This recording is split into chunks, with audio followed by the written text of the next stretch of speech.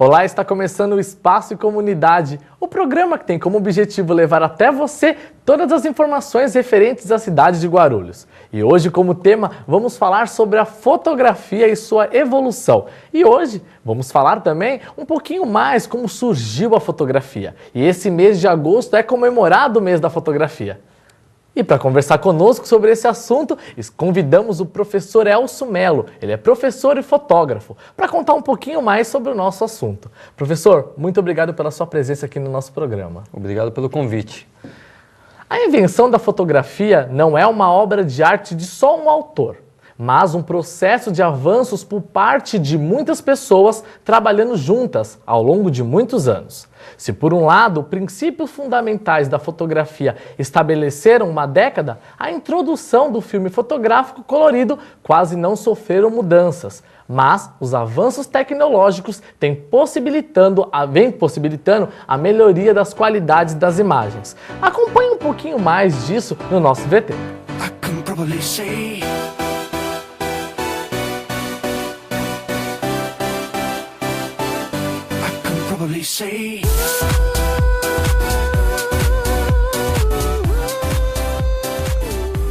A profissão de fotógrafo não é tão fácil como todo mundo imagina. Requer atenção e muita habilidade.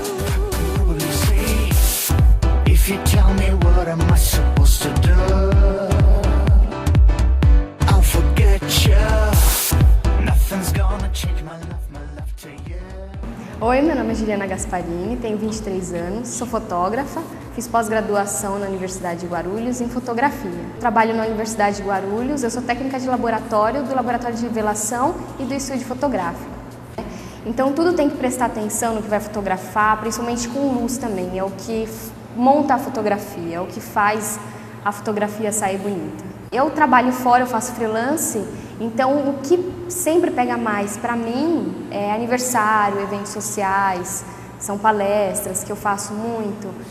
Então depende no que você vai atuar. Para fazer book também faz, mas é mais externo em vez de estúdio. Então depende do que vai fazer. No laboratório nós temos 2 estúdios fotográficos, um laboratório de revelação. Nós temos 3 funcionários, um é auxiliar técnico, um é o coordenador e eu sou a técnica de laboratório. Eu auxilio os alunos aqui com as aulas e vamos conhecer um pouquinho do que a gente faz aqui.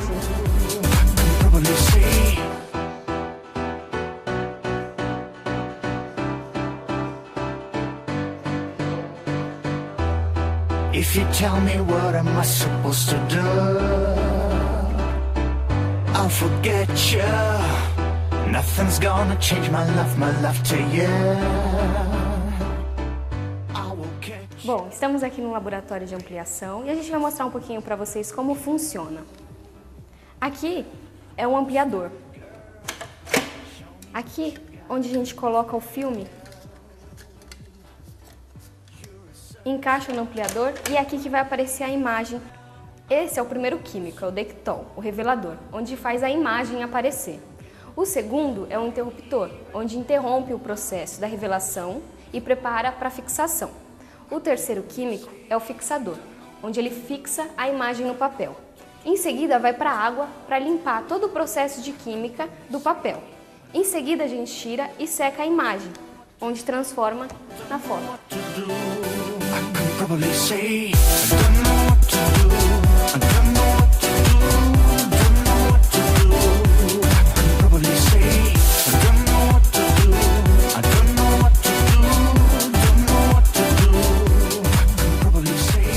Bom, professor, assim como a gente acompanhou um pouquinho no VT, professor, eu queria que o senhor explicasse para a gente como surgiu a fotografia.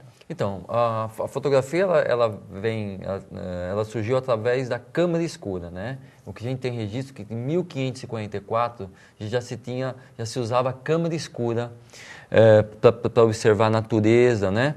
Então tudo veio a partir da câmera escura. Os artistas plásticos, os pintores da época, usavam a câmera escura como um apoio para o desenho deles.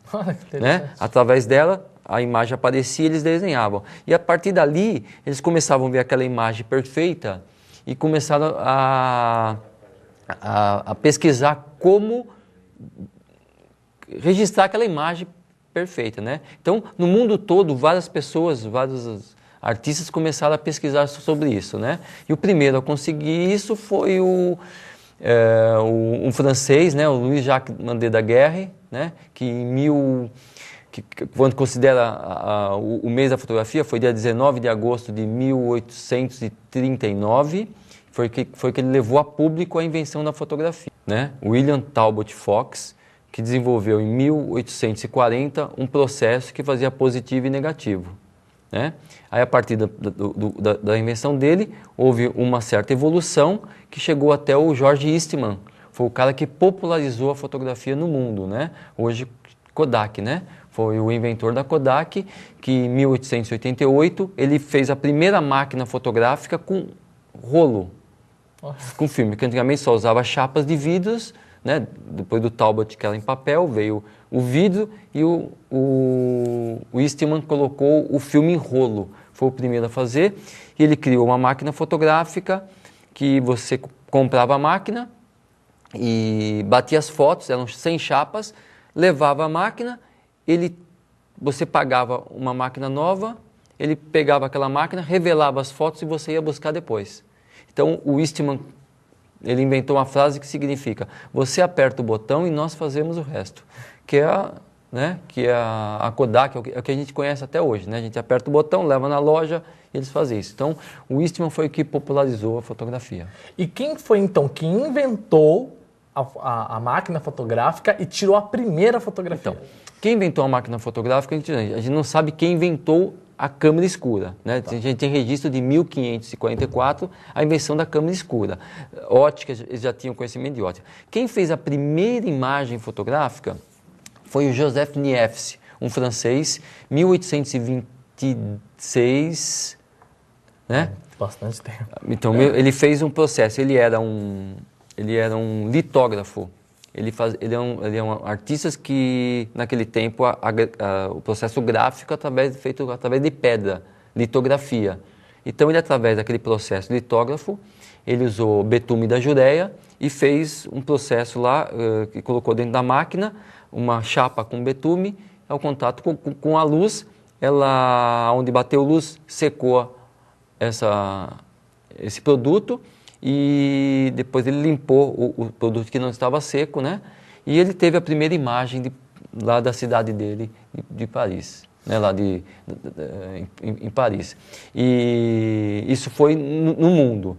No Brasil, na América Latina, quem fez a primeira imagem foi um abade que veio no navio trazendo todo o equipamento em 1840, veio trazendo um equipamento para Dom Pedro II, um equipamento daguerreótipo, né, invenção do Daguerre, e esse equipamento ele fez a foto do pátio, né, do Rio de Janeiro, lá a visão do Rio de Janeiro. Então foi a primeira foto tirada no Brasil, né, foi com esse abade, Luiz Conte, e o primeiro fotógrafo brasileiro foi Dom Pedro II. Foi o primeiro brasileiro a ter um daguerreótipo. E, professor, podemos ver que são 185 anos, né, de fotografia. Na sua opinião, o que mais te chamou a atenção desde que o senhor iniciou a sua carreira como fotógrafo? Hoje em dia, alguma coisa que o senhor já chamou muita atenção do senhor fazendo a fotografia? Não sei se me chamou a atenção, que mais me preocupa nesses 180 e poucos anos da fotografia aí, que agora há pouco tempo a evolução está sendo muito rápida. Né? Com essa era digital, a evolução está sendo muito rápida. Então, não sei se o que me chama a atenção, o que preocupa, né? O que a gente nos preocupa é o seguinte: essa era digital está se fotografando muito, só que não está se preocupando em guardar essas imagens. Então, a gente se preocupa em perder toda essa memória fotográfica, né? Porque é um equipamento virtual, uma imagem virtual, isso pode sumir. Né? Você põe no computador, se você não souber armazenar, então está se produzindo muita máquina, muita tecnologia, e ninguém está se preocupando em como guardar esse material. né? As pessoas estão jogando em CD, em pendrive, guardando no computador. O computador dá um problema no computador, você perdeu todas as imagens. Você grava num DVD as imagens ou no CD, ela tem uma vida útil de 5 a 7 anos. E aí, como é que vai? Como é que se guarda isso, né? Antigamente a gente tinha a foto e tinha negativo. Né? Antes tinha placa de vidros e tal. Então, quer dizer, eu tenho eu tenho fotos de vidro de 100 anos. Eu entro no laboratório e amplio a foto. Olha. Agora eu quero saber se esse material vai durar 100 anos. Né? Então essa é uma enorme preocupação que a gente está tendo com a fotografia, para assim, nesse 180 e poucos anos aí de fotografia, essa é a maior preocupação que a gente está tendo com isso. E nós temos uma frase, né, que diz que uma imagem vale mais do que 1000 palavras. A fotografia, ela foi criada com esse intuito? Não. Ela foi criada para suprir a necessidade dos pintores da época em ter um retrato fiel, né? Porque as pessoas eram retratadas, né? A pintura naquele tempo, a pintura era para você retratar as pessoas, a nobreza, né? As pessoas tinham que ser retratadas. Então a fotografia foi assim, pesquisada para a gente ter um retrato, né, mais fiel da natureza, das pessoas, tal, né? E não, quer dizer, que por outro motivo. Aí com a evolução, né, ela passou um pouco a ser uma coisa artística para se tornar uma coisa mais, né, aí na evolução acabou caindo para de comunicação, né? Então, é mais ou menos essa trajetória. A trajetória. Então tá bom, professor, só um minutinho. E nós vamos para um rápido intervalo. Na sequência, vamos saber um pouco mais sobre a evolução da fotografia. Não saia daí.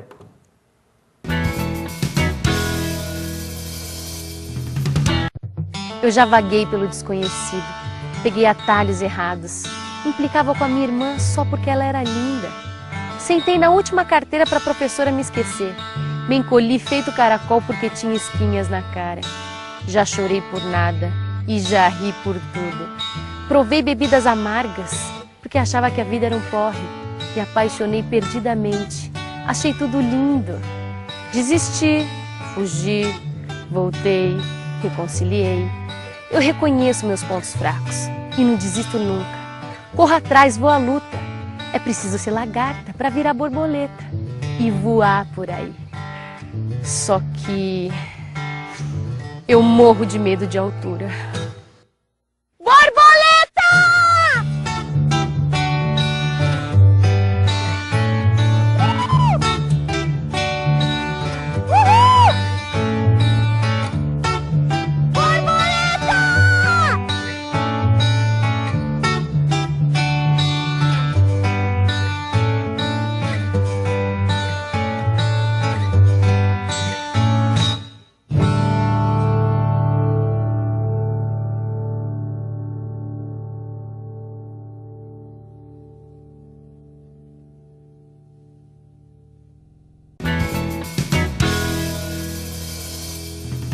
Estamos de volta com Espaço e Comunidade e hoje falando sobre o avanço da tecnologia, da máquina fotográfica e da fotografia em si. E recebendo aqui nos nossos estúdios o professor Elcio Melo. Ele é professor e fotógrafo.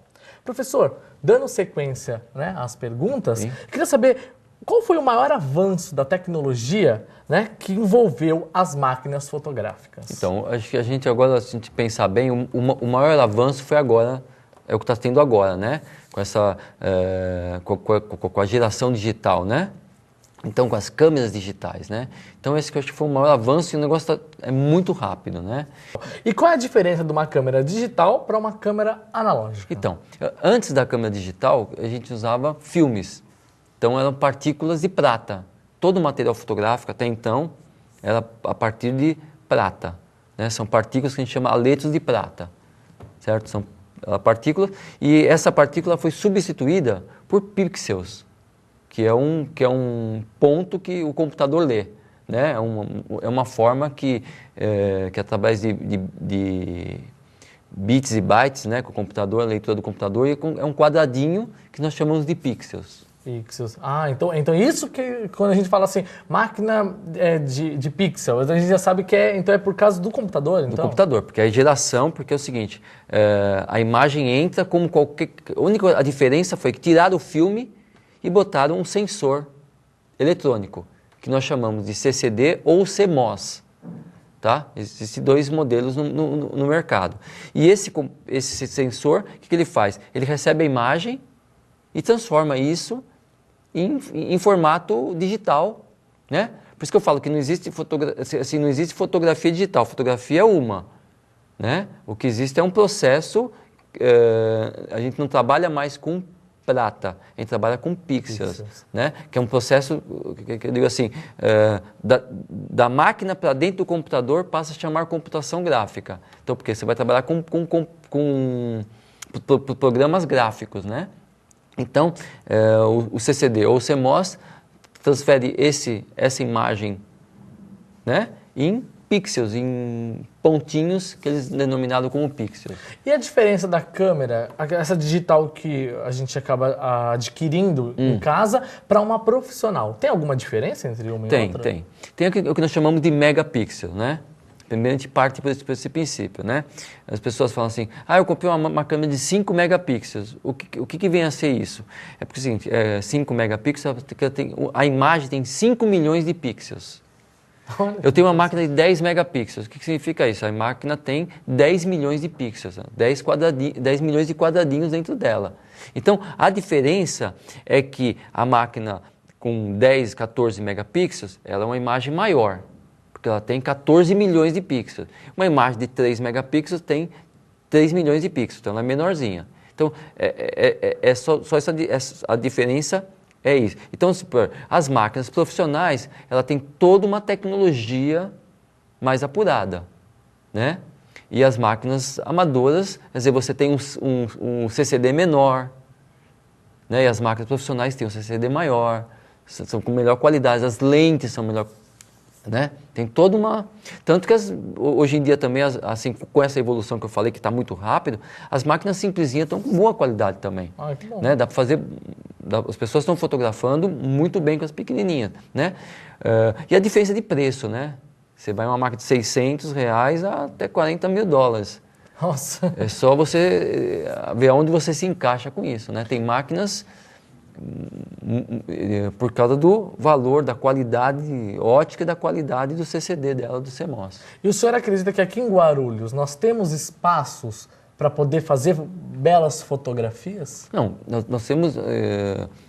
nós temos espaço, porque nós temos excelentes fotógrafos também que moram em Guarulhos, né? E nós temos um espaço aí da Prefeitura, da Mastor, o Lago dos Patos lá também tem um lugar para exposição legal. Mas, assim, acho que nós temos que se preocupar um pouco mais com a valorização da fotografia e não do espaço, né? Então, vamos supor, as pessoas veem a fotografia ainda como um pedaço de papel. Então, a fotografia precisa começar a ser vista como uma obra de arte, como uma expressão artística, né? E não como um pedaço de papel. Então, fora do mundo, a fotografia é considerada uma obra de arte. E fora o senhor ser fotógrafo, o senhor também é professor universitário aqui da nossa universidade, Sim, né? sim. Há quanto tempo o senhor é professor aqui na universidade? Eu sou professor aqui há 25 anos. 25 anos. Há 25 anos que eu dou aula de fotografia aqui na Universidade de Guarulhos. E as pessoas, eu queria que o senhor deixasse um recado para as pessoas que estão nos assistindo e têm o interesse de estudar a fotografia. Né? Queria que o senhor deixasse um recado para eles. Então, a fotografia, eu falo muito que o brasileiro é meio autodidata na fotografia, né? E a gente aprende lendo, conversando com as pessoas. E eu acho que o caminho também é um pouco isso. Tem vários cursos no Brasil, aí tem várias escolas no Brasil que dão uma qualificação maravilhosa. Mas se você não se dedicar, se você não comprar uma boa máquina, se você não ler, se você não pesquisar, né? Então, acho que tudo isso é um conjunto de coisas, né? Que você tem que participar. E tem que ter a vontade. Tem que ter a vontade de fotografar, a vontade de ser fotógrafo, né? Não é um glamour. Todo mundo acha que ser fotógrafo é uma coisa glamurosa. Não. É meio, né? Assim, todo mundo se... mas eu quero ser um Duran, quero ser um Klaus Mitterdorf, quero ser um... Né? Mas acho que no começo é difícil, né? Até você chegar a um ponto, mas é lendo, estudando, pesquisando, e hoje com a internet, com a máquina digital, as coisas estão muito, muito mais fáceis, né? Hoje, no meu tempo, quando eu comecei, era filme, não tinha na internet. Você tinha que ir nas bibliotecas pesquisar as coisas. Hoje você entra no Google lá, põe lá o nome, aparece um monte de imagens, fotos e tal, né? Antigamente eu tinha que botar um filme, bater, mandar revelar. Eu saí com um filme de 36, tinha que pagar o filme e a revelação. É verdade. Hoje você pega uma máquina, põe um chip lá, um cartão com 1000 fotos e sai batendo. Então hoje está muito mais fácil aprender fotografia, muito mais fácil praticar fotografia. E aqui na universidade nós temos a pós-graduação, Sim, não é? É isso. Como eu sou coordenador da pós-graduação em fotografia, é uma pós-graduação seguinte, é uma pós assim, foi-se montada uma pós aberta a todos os cursos. Bacana. Professor, eu quero agradecer a sua presença aqui no nosso programa. Tenho certeza que esclareceu as dúvidas da população, tanto que está nos assistindo, até mesmo as minhas, né? Tenho certeza. Mas, mais uma vez, eu agradeço a sua presença aqui. Eu que agradeço o convite e estou à disposição quando precisar. Muito obrigado, professor.